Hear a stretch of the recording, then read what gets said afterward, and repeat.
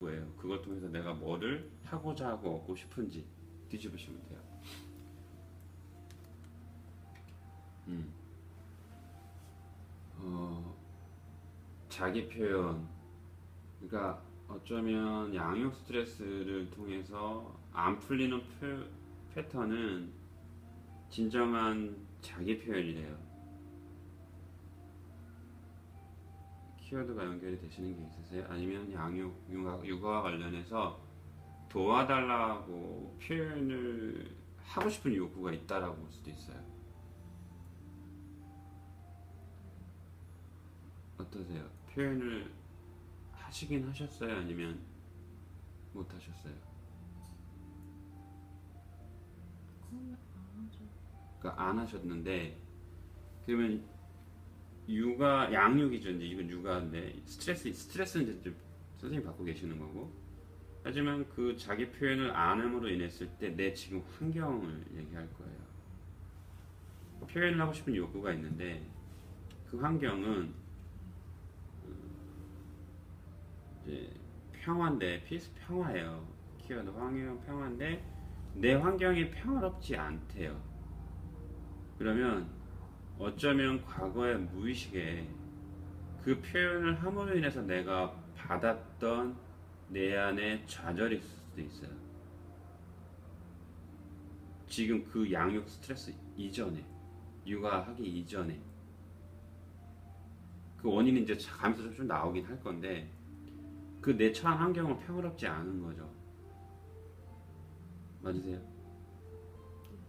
자, 그럼 평화롭지 않으면 왜 평화롭지 않게 되는 이제 걸림돌이 나오겠죠.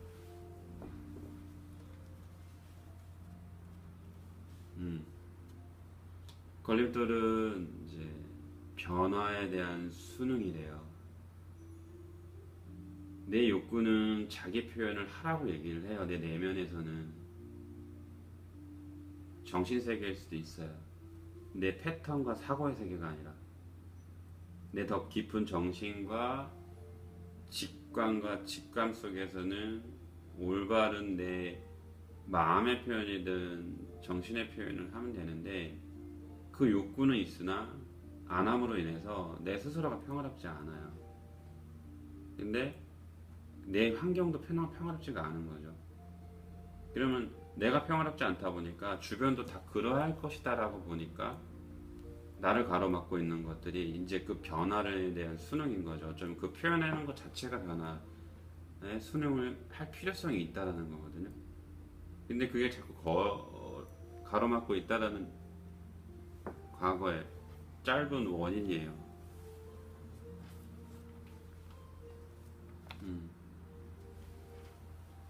근본적인 문제인데, 그러니까 자기 표현을 하지 않음으로 인해서 환경적으로도 그렇고 나 자신도 평화롭지 않은 것, 그래서 가로막고 있는, 변화가 안 되고 있는 거죠. 수능이 안 되는 거는 그로 인해서 생긴 결과물들은 즐거움도 열정도 사라지고 있다, 자신감이 떨어지고 있다 라는 무의식적인 반복이 있을 수 있어요.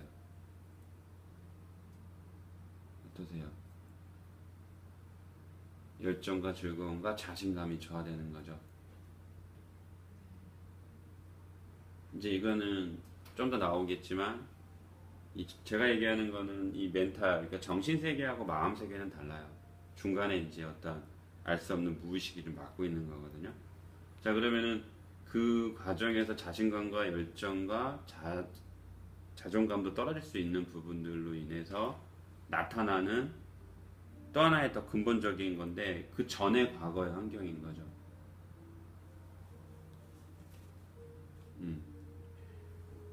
뭔가 항상 표현을 할 때는 나이가 마음이 힘든 건데 그 마음을 이해하려고 합리적으로 합당화시키려고 하는 거예요. 자꾸 괜찮다라고 얘기를 한다던가 나는 처리할 수 있어라고 하지만, 그 처리되는 그 감정은 매 순간 그 마음은 변하거든요.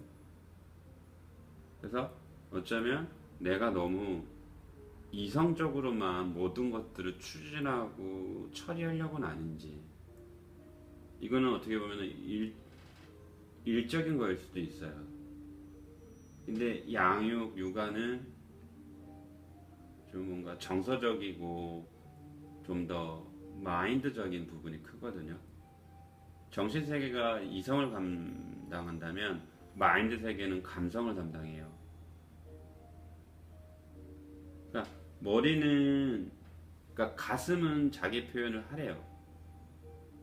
근데 환경에서는 내가 표현을 하면 평화롭지 않을 것 같아.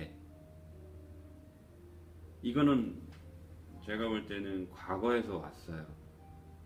과거에 뭔가 표현을 했었겠죠. 그로 인해서 환경이 평화롭지 않은 걸 경험을 했고, 또 그렇게 될까봐 표현하고 싶은 욕구는 있지만 변화에 순응할 수 없는 상태고, 하지만 변화에 순응을 해야 되는데 자신감과 열정과 자존감은 떨어지고 즐거움과 행복감도 떨어진다 보니까 또 그것 또한 다시 내가 이성적으로 너무 처리하려고 하는 건 아닌지. 자, 그러면 이제 이거는 과거예요. 이거는 지나갔어요. 단지 우리의 패턴일 수 있다라는 거죠. 어쩌면 어떤 습관인데 그게 이제 알 수 없는 것에 사로잡힌 패턴일 수 있다라는 거죠. 이제 패턴은 변할 수 있다라는 게 저는 제가 갖고 있는 신념이거든요. 자, 그러면 여기서 나타나는 것, 자기 표현을 하기 위해서 해야 될 준비가 이제 이게 여기서부터가 이제 현재로 들어가요.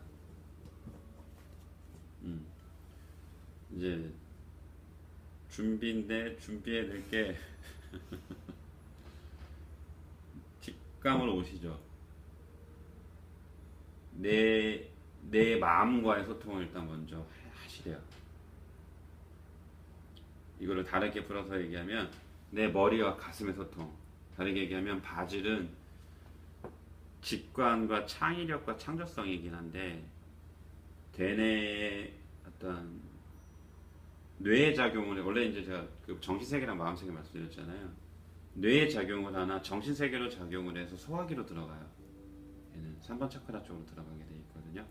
제가 조금 있으면 경로는 제가 파악을 해드릴 건데, 지금 준비할 거는 타인과, 그러니까 양육 스트레스가 있는 거는 그 누군가가 도와주지 못해서가 아니라 양육과 관련해서는 내가 표현할 수 있는 욕구는 있는데 내 정신세계하고 마음세계가 소통이 안 돼서 그래요.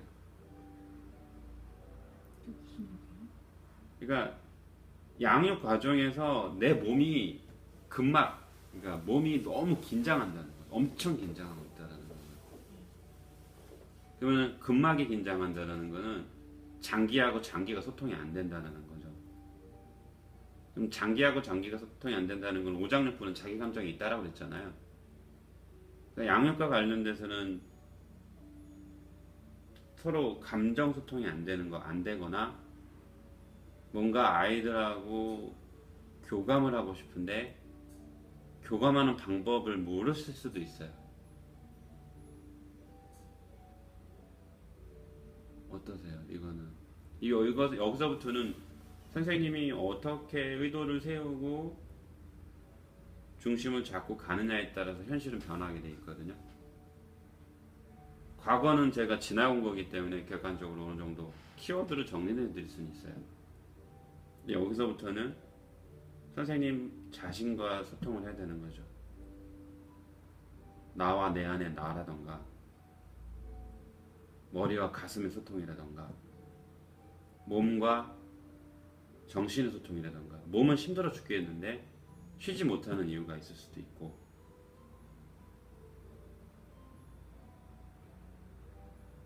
아이들과의 나의 스트레스이기 전에 내 안에 나와 나의 스트레스라는 거죠. 여기서부터 조금 이해가 좀 되셔야 돼요. 이게. 네, 이해돼요. 그러면 그 차관과의 내면 지향의 키워드보다는 그런 내외 소통인 거죠. 조금 다르게 해석을 하면. 자, 그러면 올라보시면 이제 준비할 거, 단기간에 이제 결과인데 짧은 결론인데 뭔가 양육과 관련해서 과거에 실수나 실패로 인해서 좌절감을 깊게 맛보신 적이 있어요? 양육. 양육을 하다가 아, 누구한테 제지를 심하게 받거나 네, 그런 적 있어요. 그러면 이제 준비할 거예요, 이거는. 그러니까 이 좌절감이 안에 있다라는 건 인정하시나요? 네. 그럼 내 안에 어디 있는 것 같아요? 몸에 있는 것 같아요? 뇌에 있는 것 같아요? 가슴에 있는 것 같아요? 어디 오장육부에 있는 것 같아요? 아니면 가슴. 가슴에, 저 가슴에. 그러면 그 좌절감이 이제 있는데 이거를 이제 알아차리셨으니까 일단 얘를 빼내야 되겠죠? 그럼 볼게요. 이제 조금 있다가 이 카드가 또 나올지. 자, 왜냐면 여기서 과거였고 이제 여기 현재고 현실이에요. 이제 이 현재 의식으로 돌아오는 거거든요. 양육과 관련해서 힘든 건 사실인데 지금 준비하고 행동하면서 이제 움직여야 될 게 여기서부터 키워드가 나와요. 이제 내 안에 좌절이 있다라는 걸 일단 인정해 주시라는 거죠. 그 감정이 있구나. 바라만 주시면 돼요.